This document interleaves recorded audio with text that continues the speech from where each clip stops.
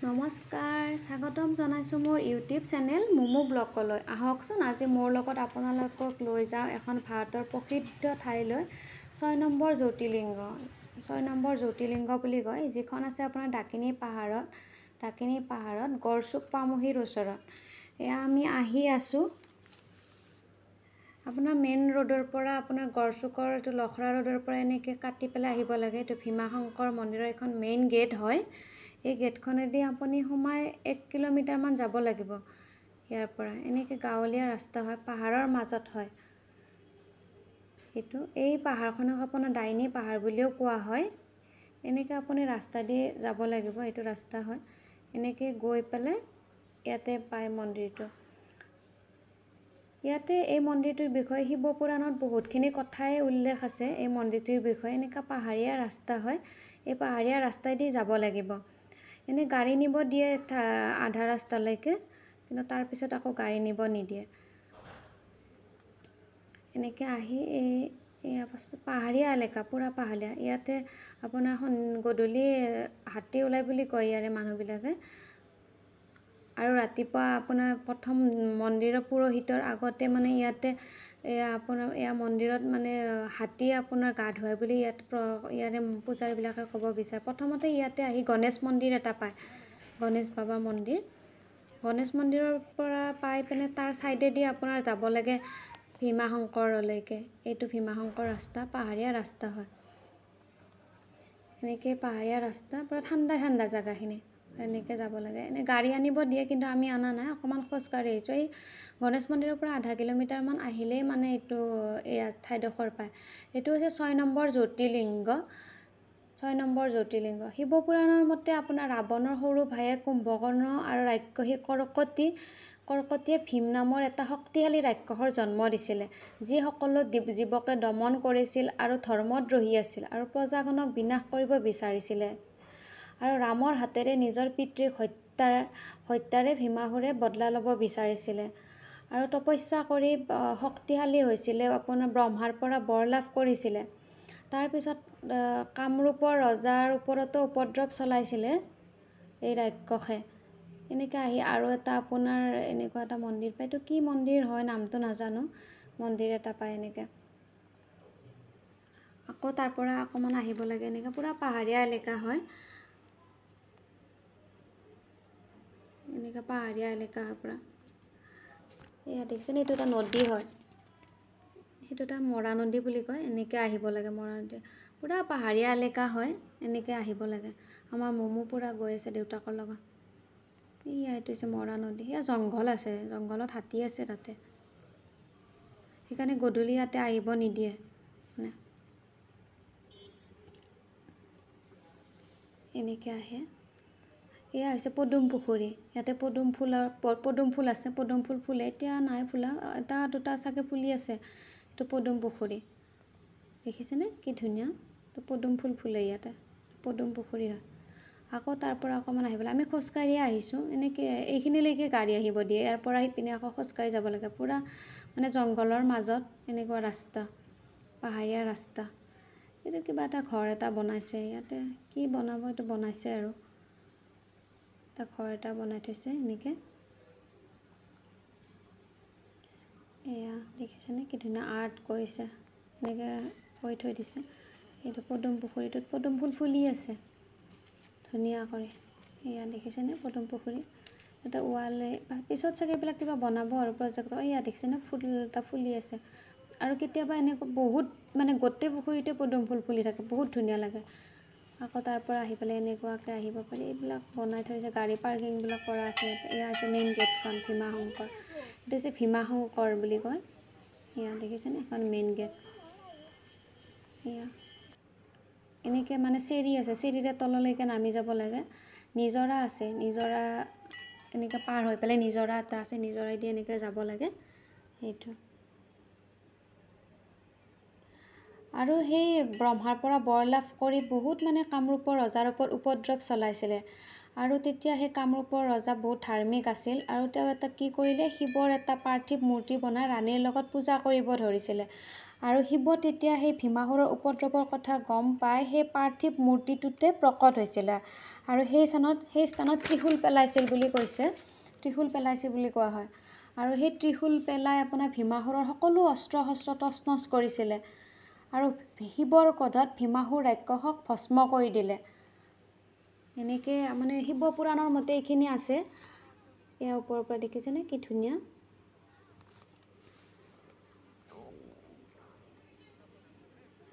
আৰু সেই এনেকুৱা ধুনীয়া ৰাস্তা মানে চাৰিওফালে ধুনীয়া, দেখিছেনে কি ধুনীয়া। এনেকৈ পাৰ হ'ব লাগে, নিজৰা আছে এনেকৈ, দেখিছেনে কি ধুনীয়া। চাৰিওফালে মানে সেউজীয়া সেউজীয়া, মানুহবিলাকে ফটো উঠি আছে।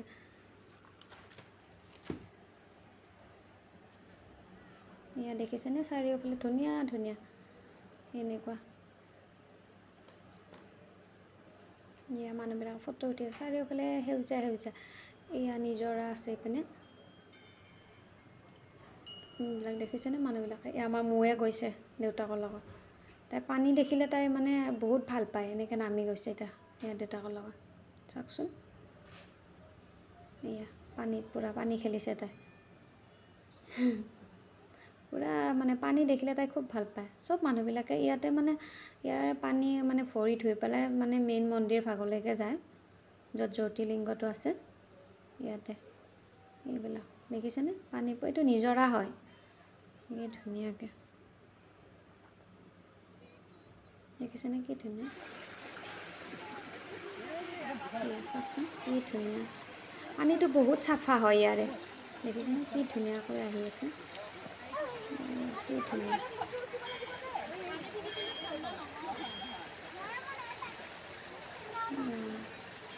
কি ধুনীয়াকৈ পানীবিলাক বহুত চাফা হয় ইয়াৰে, দেখিছেনে কিমান ধুনীয়া। ওপৰৰ পৰা এনেকৈ আহি আছে। ময়ো অকণমান তাত পানীৰ ওচৰত গ'লোঁ, পানীবিলাক বহুত চাফা মানে। ময়ো পূৰা পানী খেলিছে, শিলত বহি আছে। পানীটো মানে লেতেৰা নহয়, বহুত ধুনীয়া চাফা। আগতে ইয়াতে মাছো আছিলে, এয়া দেখিছেনে কি ধুনীয়া সেউজীয়া সেউজীয়া, বহুত ধুনীয়া। এয়া মেইন ইপিনেদি মানে যাব লাগিব, সিপিনেদি লাইন হৈ আছে মানুহবিলাক, তাত মেইন মন্দিৰ ভাগ তাতে আছে, এনেকৈ যাব লাগিব, দেখিছেনে। ইয়াতে কিন্তু বহুত বাহিৰৰ মানুহ আহিছে, এইবিলাক পানীবিলাক তলেদি আহি আছে। এই যে লাইনবিলাক দেখিছে, তাত মেইন মানে পূজা হয় তাতে। লাইন বহুত লাইন হৈ আছে। এই যে শিলটো যে দেখিছে, তাৰ তলতে পূজা কৰি থাকে পূজাৰীবিলাকে, দেখিছেনে। লাইন পূৰা লাইন হৈ আছে মানুহবিলাকে।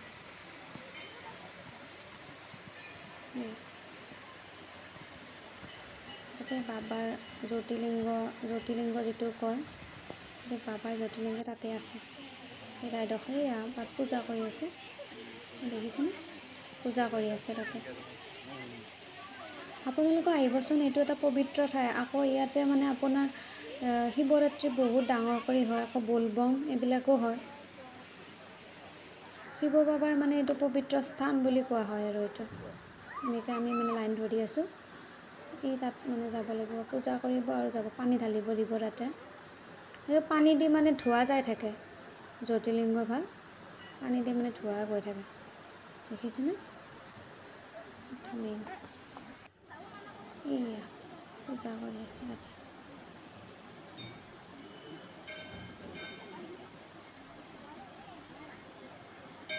মেইন মন্দিৰ ভাগ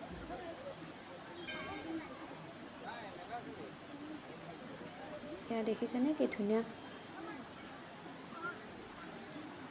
এনেকৈ পূজা কৰি আছে মানুহবিলাকে, পূৰা লাইন হৈ পেলাই, দেখিছেনে।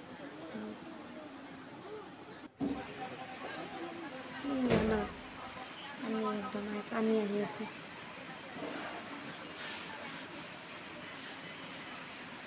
দেখিছেনে কি ধুনীয়া। চব মানুহবিলাকে ইয়াতে মনৰ আশা বিচাৰি পেলাই আহিছে আৰু যাতে সকলোৰে মনৰ আশাবিলাক পূৰ্ণ হয়।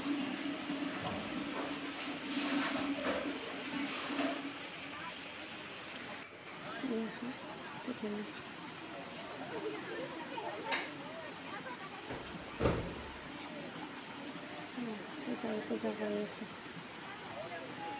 ইয়াতে গাখীৰ ঢালে, পানী ঢালে, এইবিলাক দেখিছেনে? এনেকৈ পানী সি মানে এই জ্যোতিৰ্লিংগ ভাগ মানে অনবৰত মানে ইয়াতে ধোৱা যাই থাকে, দেখিছেনে? ধোৱা গৈ থাকে তাৰ পৰা। আৰু তাতে গংগা আছে। এই যে ৰঙা ৰঙা যে দেখিছে, সেইটো গংগা স্থান বুলি কয়।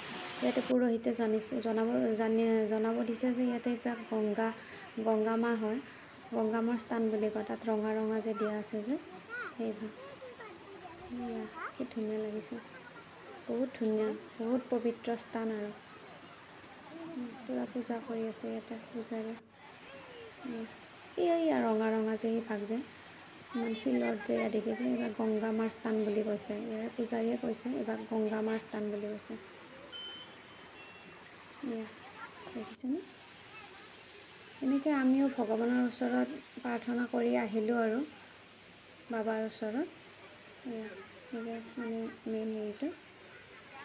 আৰু যেতিয়া ইয়াতে মানে ভীমাসুৰ ৰাক্ষসক ভস্ম কৰি দিলে, আৰু তেতিয়া সেই স্থানত আপোনাৰ দেৱগণ প্ৰকট হ'ল আৰু শিৱক প্ৰাৰ্থনা কৰিব ধৰিলে যে ভগৱান ইয়াতে সুখ শান্তি কল্যাণৰ বাবে আপুনি ইয়াতে থাকক, আৰু আপোনাক ইয়াতে মানে ভীমাশংকৰ নামেৰে সৰ্বসিদ্ধিদাতা হৈ ৰ'ব আপুনি। এনেকৈ মানে প্ৰজাগণে কাকুতি মিনতি কৰিলে শিৱ বাবাক, আৰু তেতিয়াৰে পৰা ভগৱান শংকৰে এই স্থানতে থাকি ৰ'ল, আৰু সেইকাৰণে এই স্থানডোখৰক ভীমাশংকৰ বুলি কোৱা হয়। মানে শিৱ পুৰাণত এইখিনি কথা উল্লেখ আছে, তাৰ পৰাই মানে ইয়াতে জনাইছোঁ আৰু ইয়াতে ওপৰৰ পৰাই চাওকচোন। এবাৰ আকৌ ওপৰৰ পৰাই দেখাই দিছোঁ। এইটো হৈছে আপোনাৰ ভাৰতৰ 6 নম্বৰ জ্যোতিৰ্লিংগ, বাকীকেইটাতো আপোনাৰ বাহিৰত আছে। আৰু এইটো আমাৰ গুৱাহাটীত আছে আপোনাৰ পামহি, যিটো গড়চুক বুলি কয়, ডাকিনী পাহাৰত আছে, যিখন ডাইনী পাহাৰ বুলিও কয়। দেখিছেনে? ইয়াতে মানে বহুত প্ৰবাদ আছে, মানে শিৱপুৰাণতো ইয়াৰে কথা উল্লেখ আছে। আৰু সেই তেতিয়াৰে পৰা এই স্থানডোখৰে মানে ভগৱান শিৱৰ স্থান বুলি কোৱা হয়। আৰু আজি মই আপোনাৰ ভিডিঅ'টো দেখালোঁ আপোনাৰ ভীমাশংকৰ দেৱালয়ত। যদি আপোনাৰ আজিৰ এই মোৰ ভিডিঅ'টো ভাল লাগিছে, লাইক কৰিব, শ্বেয়াৰ কৰিব আৰু ছাবস্ক্ৰাইব কৰিবলৈ নাপাহৰিব দেই। এতিয়া আমি মানে ইয়াৰ পৰা যাম আৰু মন্দিৰৰ পৰা এনেকৈ মানে বহুত চিৰি আছে, চিৰিৰ পৰা আকৌ এতিয়া যাব লাগিব, এনেকৈ যাব লাগিব। ওপৰত মেইন গেটখন আছে, তালৈকে যাম আৰু এনেকৈ আমি যাম। আৰু আজি মানে ভাবিলোঁ আকৌ আজি এবাৰ ভীমাশংকৰৰ পৰা আহোঁ। আগতেও আহিছোঁ, আজি মানে আগতে ব্লগ বনোৱা হোৱা নাছিলে। আজি মানে ভাবিলোঁ ব্লগ এটা কৰি আপোনালোককো মোৰ লগতে আপোনালোককো এবাৰ দেখাই দিওঁ, সেয়েহে মানে ব্লগটো বনাইছিলোঁ ইয়াতে। এইটো এটা বহুত ভক্তিমূলক মানে ঠাই, আৰু ইয়াত বহুত প্ৰবাদো আছে। মানুহে বহুত মনৰ আশা বিচাৰি ইয়াতে আহে। পাহাৰীয়া এলেকাত হয়, ডাকিনী পাহাৰ বুলি কয় এইটো আপোনাৰ, ডাকিনী পাহাৰত আছে। এয়া চাওকচোন কি ধুনীয়া, চব পাহাৰৰ পৰা। ইয়াতে বহুত প্ৰজেক্টৰ কাম কৰি আছে, পিছত হয়তো আকৌ বহুতখিনি ইয়াতে সাল সলনি হ'ব। আজি মানে এইখিনি মই দেখালোঁ, আকৌ কেতিয়াবা আহিলে আকৌ আপোনালোকক দেখাই দিম। ব'লক এতিয়া আমি ইয়াৰ বাবাৰ ওচৰৰ পৰা বিদায় মাগোঁ। তাতে উঠা 2খনমান ফটো ইয়াতে সাঁচি ৰাখিলোঁ আমাৰ মোমোৰ। পূৰা পানীৰ লগত খেলি আছে তাই, দেখিছেনে? এয়া মই মোমো পূৰা খেলি আছে। আজিলৈ আহিছোঁ ইমানতে, থেংক ইউ।